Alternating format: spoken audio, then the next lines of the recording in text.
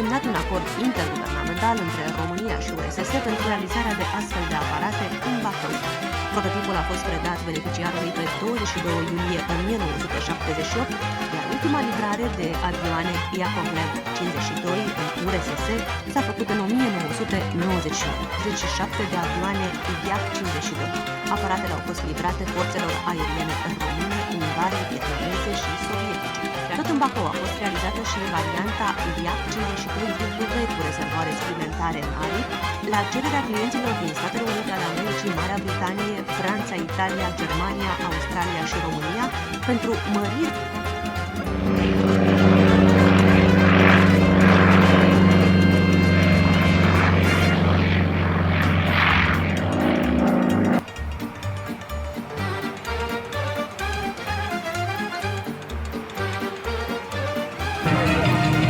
Acum în evoluție, ea postulație secundată de Dan Coberman, cei doi veterani ai formației Iacului Agromat.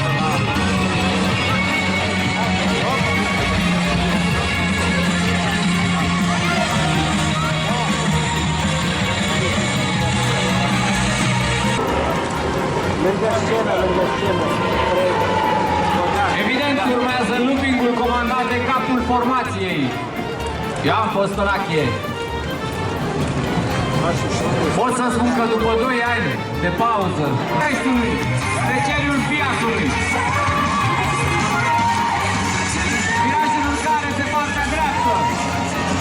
Iacului acrobat.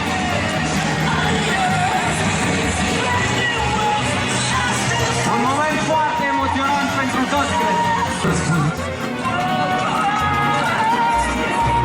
Inclusiv pe Dan Ștefănescu Junior. Formația efectuează un looping în formație. Primul looping pe cerul Biasului. Haideți iată! Încă unul! Încă unul pentru publicul de aici!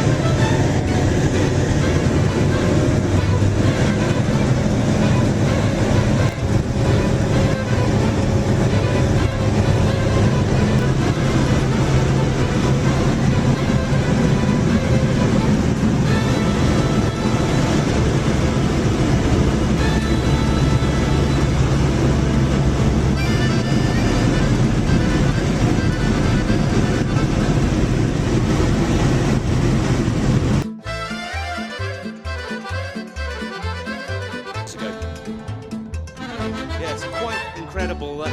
Lightweight, simple fighter. Intended to have very high outright performance, even if that came at the expense of its weapons capability, its endurance, and its airfield performance.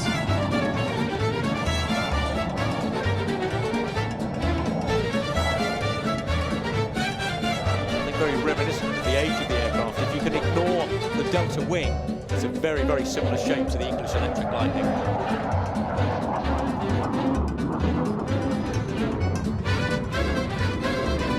One of the characteristics so common to both design terms, the shock cone in the nose.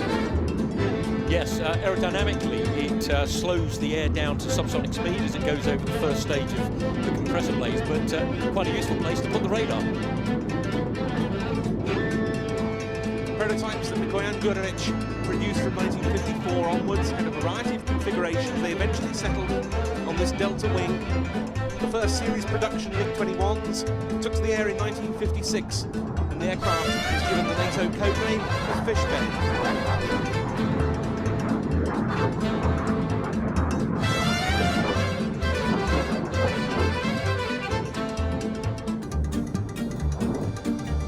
What a successful design with in excess of 11,000 produced. And when you compare that to the 5,200 F4s, you can see how successful and prolific this aircraft was.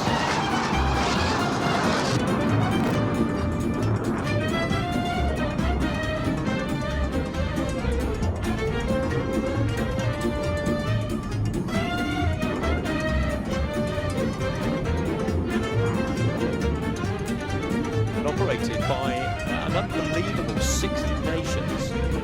Again, when you compare that to another aircraft of that era, the F4, only a dozen nations ever flew that aircraft. Yeah, these aircraft were used right across the Warsaw Pact and the Soviet sphere of influence. The MiG-21F model entered Soviet state testing in April 1959, completed it that November, and the F-13 model, its performance inevitably suffered.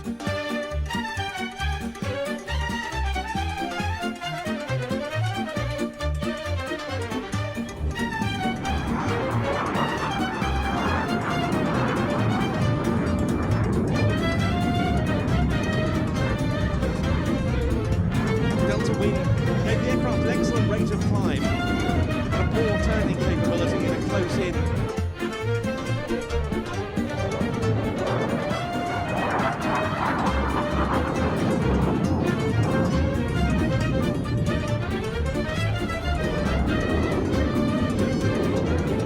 Engines take about 5 or 6 seconds to spool up from dry power to full reheat.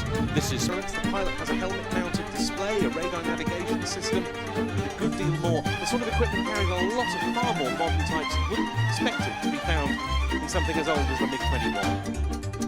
And another feature of that delta wing is an incredibly or relatively high-speed landing. The aircraft coming over the hedge at about 160 knots.